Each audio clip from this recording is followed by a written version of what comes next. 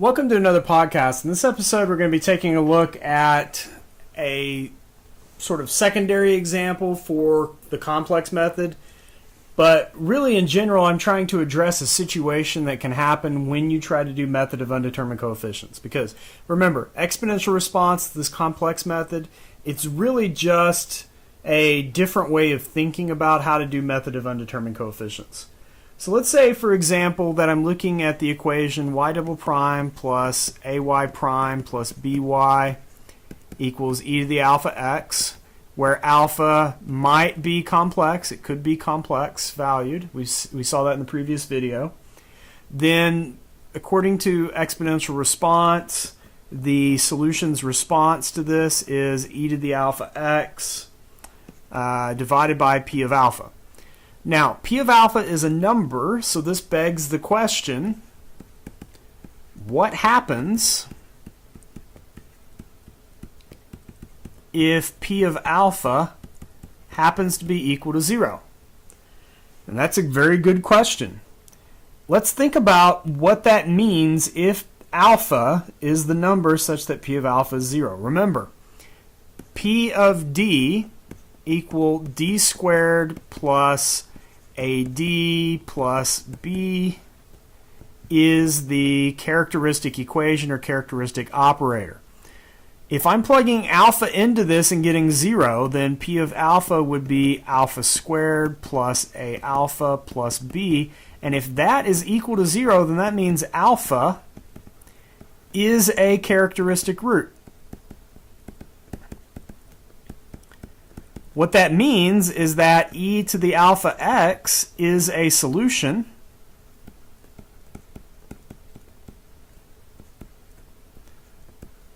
that's a part of the homogeneous problem. In other words, if I had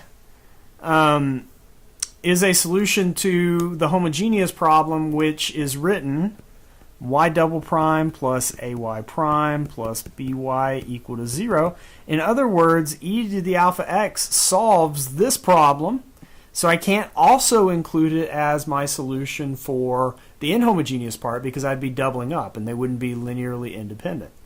And so we can see here that that is going to cause us issues. Our solution is the same solution that we ran into when we had a double root for the characteristic equation. Remember, when you had a double root, you just multiplied the second one by x. That's exactly what we're going to do here.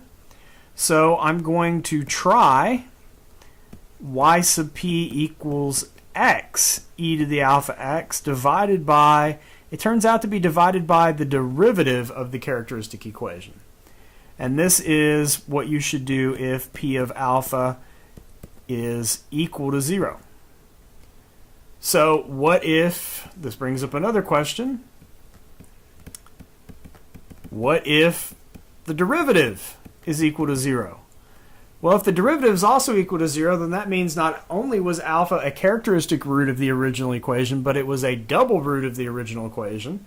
So the original equation would have contained both e to the alpha x and x e to the alpha x as its fundamental set. And because of that, my answer to you in this case is that you should try x squared e to the alpha x over p double prime evaluated at alpha. And I know you're sitting there thinking, okay, well, what if p double prime of alpha is equal to 0? Well, here's where I can give you some reassurance. Because these are second order differential equations, if I look at p double prime is simply going to be 2. So regardless of what alpha we have in the problem, the denominator will always be 2, it will never be 0. So let me just kind of box this up to make sure that you understand the different cases. There are 3 cases.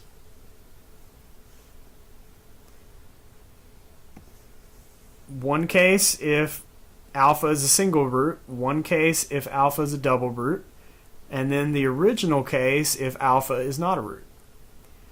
So I want to illustrate this with an example.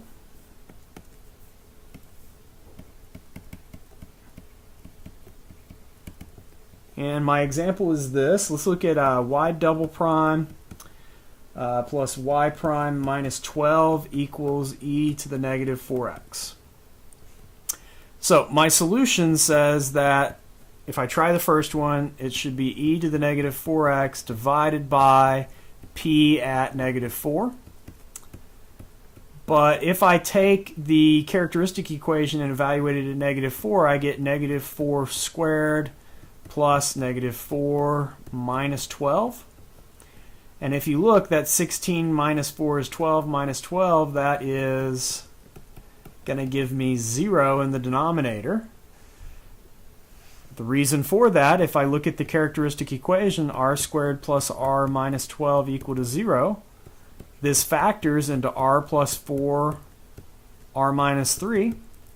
So there are two roots, negative 4 and 3, and as it turns out, the exponential that we were trying to force the problem with was having the same value, negative 4, in its power, which meant that it's already showing up in the homogeneous equation, and we have to come up with a better particular solution.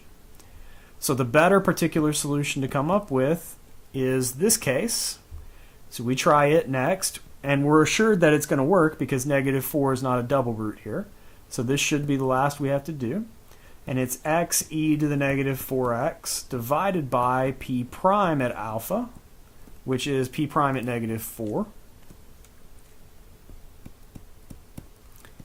And so this is x e to the negative 4x at negative 4. So if p of d is d squared plus d minus 12, then the derivative is 2d plus 1.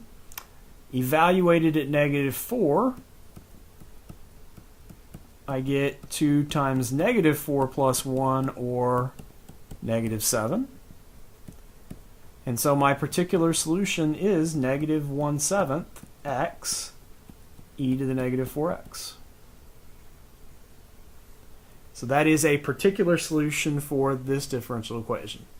And the same thing applies when you have a complex exponential on the right-hand side, or sine and cosine that you turn into a complex exponential. Everything I'm saying here counts if the value alpha turns out to be a root or a double root of the homogeneous equation. Then you have to adjust your particular solution in order to apply exponential response, in order to apply method of undetermined coefficients. All right, thank you for watching.